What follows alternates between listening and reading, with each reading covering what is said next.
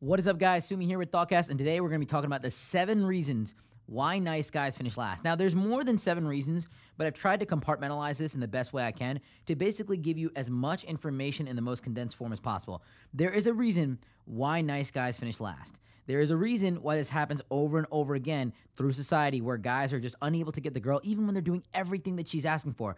They're nice, they're charming, they pay for things, they open the door for her, they cater to her, they pick up her calls, they text her back immediately. Why are you not getting the result as a nice guy? So I'm going to break down the 7 reasons. So let's just jump right into it. Number 1, they fake unselfishness. So this one's kind of complicated to understand, but everyone is born and wired to be selfish. We are biologically born to be selfish individuals because we are focused on the replication of our own genetic code.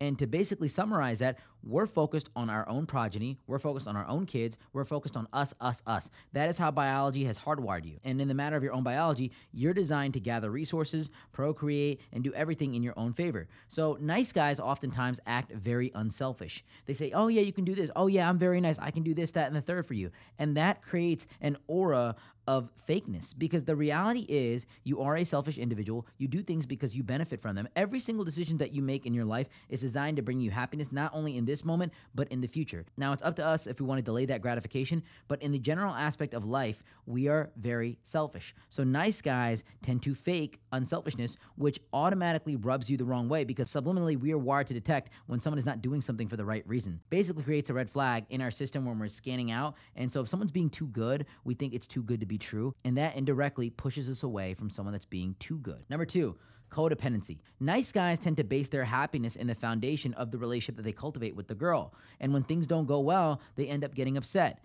Women don't like this. A lot of times a woman is unattracted to a man when he's being weak. Not that he's being vulnerable, it's that he's being weak. There's a big difference between vulnerability and weakness. So at the end of the day, if a guy is being too emotional and that he's getting hurt by a girl not doing what she wants him to do, and she's throwing a tantrum, and he's just, letting those emotions get swayed, and he's doing everything that he wants for her, she's unattracted to that. And this kind of leads into number 3. They rely on female validation, and they rely on validation in general.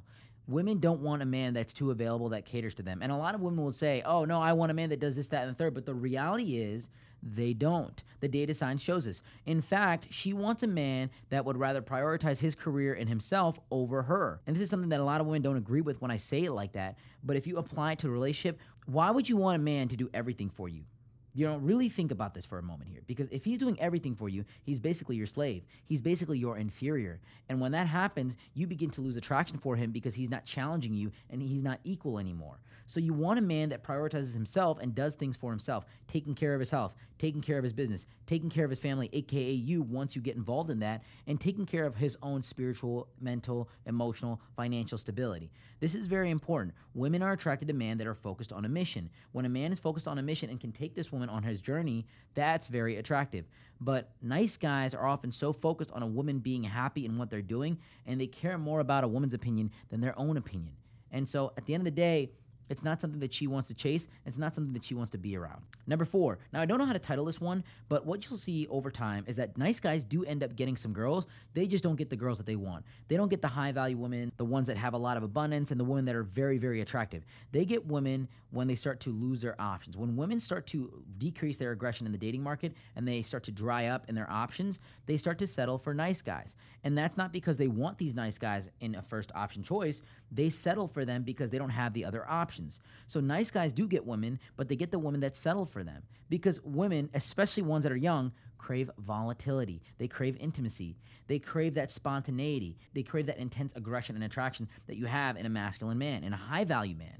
Nice guys don't necessarily have these qualities. They don't do things spontaneously. They don't really have that aggression. And a lot of times they lack the confidence to go against the opinion of a woman because they're afraid to upset her. So nice guys finish last because they don't have that volatility that young women crave. Now, this is also not a bad thing in certain applications, because you don't want to be a volatile, crazy, toxic individual. You want to be someone that's more settled. So see, the thing is here, you want to be a good guy, not a nice guy. You don't want to do everything for her. You don't want to be all over the place. You want to be someone that's structured and calm, but can also show her a good time and take her on an adventure. This leads into number 5, which is kind of a repeat of number 4, just to be honest with you. But number 5 is a lot of nice guys, hate to say it, are very unattractive. They don't prioritize their physical fitness, they don't prioritize their career, and they don't prioritize the things that women crave. Women want a man that they can show off and say, this is my man. Women want the man that every every other girl likes in the room, but he's only interested in her. It's this fantasy that they have in their head where they want the best man, because if you look at it biologically, women, when it comes to a natural selection viewpoint, they crave the man that is the best.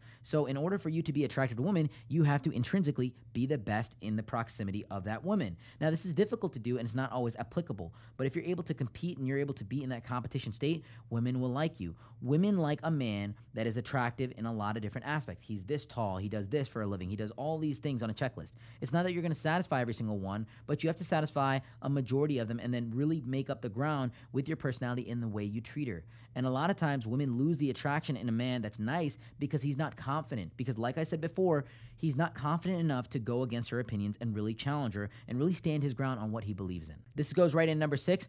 Nice guys reward bad behaviors. They cannot stand their ground. They cannot tell a woman that she's wrong.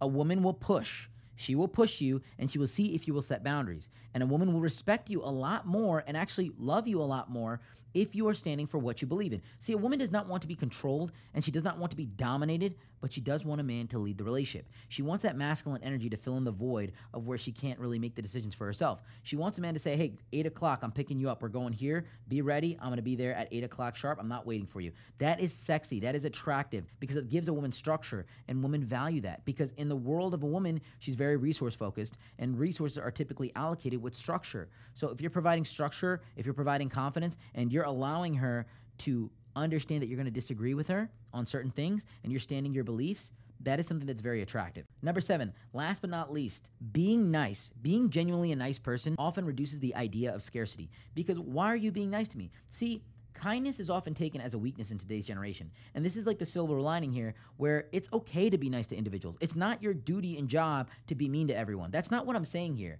But you got to understand that society today values people that are just focused on themselves to a high degree, almost in a toxic manner. That's why men that are very toxic are very attractive to young women, because they're almost a testimonial to yourself, and they're an over-exaggeration of their own selfish desire. See, toxicity is not good in a relationship, but a lot of young women are attracted to toxic men because they're focused on themselves. In today's society, when we're really focused on digital verification and the red receipts, being focused on yourself is something that displays power.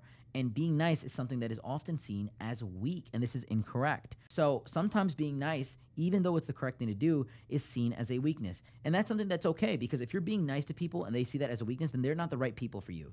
So my main point of this whole thing is to not necessarily lead with nice, but to lead with what is right. Lead with what is fair. Be a man that operates on fairness and morals. Be a good guy, not a nice guy. Because at the end of the day, there is a truth in nice guys finishing last.